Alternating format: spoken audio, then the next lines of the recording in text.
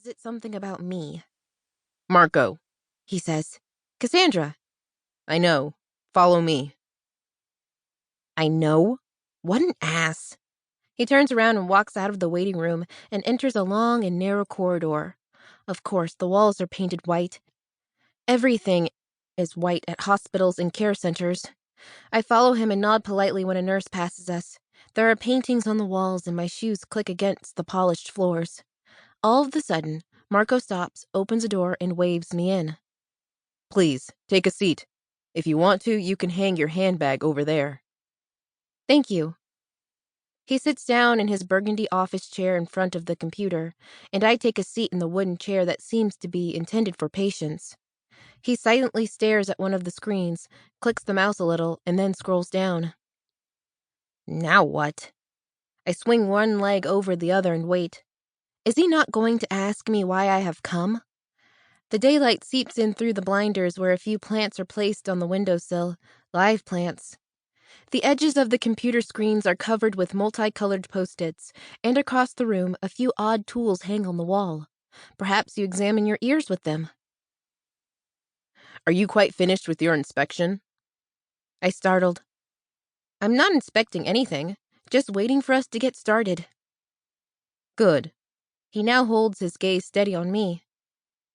So you're here to get some moles checked, right? Yes. Are you worried about cancer? Aren't we all?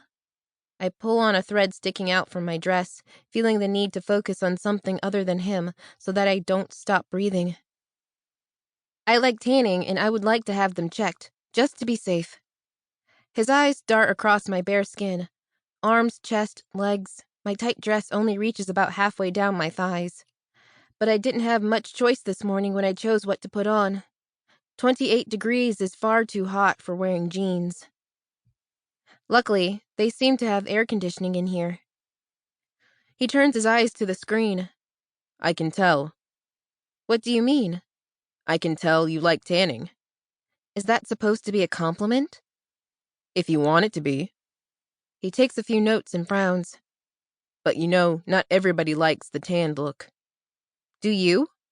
Oh God, did I say that out loud? He puts down the pen. Show me the moles and I'll have a look at them. Interesting. He isn't going to answer my question. I slowly start pulling the thin straps of my dress down, further down, then I push the fabric down to my hips so that my entire upper body is exposed to him. My black, lacy bra is way too small. I know he can see half of my areolas no matter what I do. And perhaps it was a little devil deep down inside me that made me choose it today of all days. Did the doctor just gasp? It sounds like it. His stare, so temperate just a few seconds ago, is fixed on my longing nipples. So hard it feels like they are going to burst through the thin lace.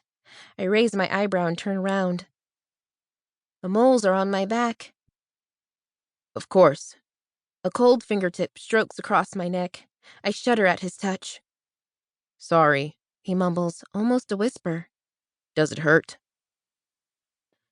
No, not at all. The opposite, really. Keep going. Could you describe where about the moles are?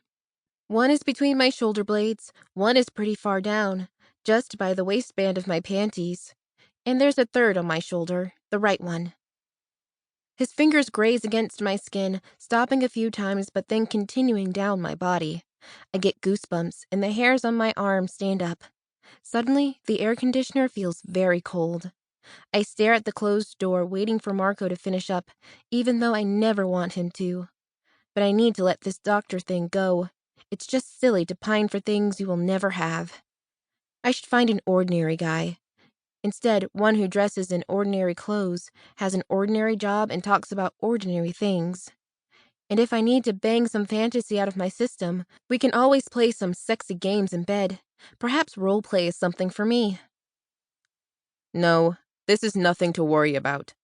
Marco's fingertip is at my shoulder. These look normal so far, but it's a good thing you're keeping an eye on them. Keep doing that and get back to me if you notice any changes. Oh, that's great to hear. Thank you. I turn my head and glance at him, fully aware that his fingers are still...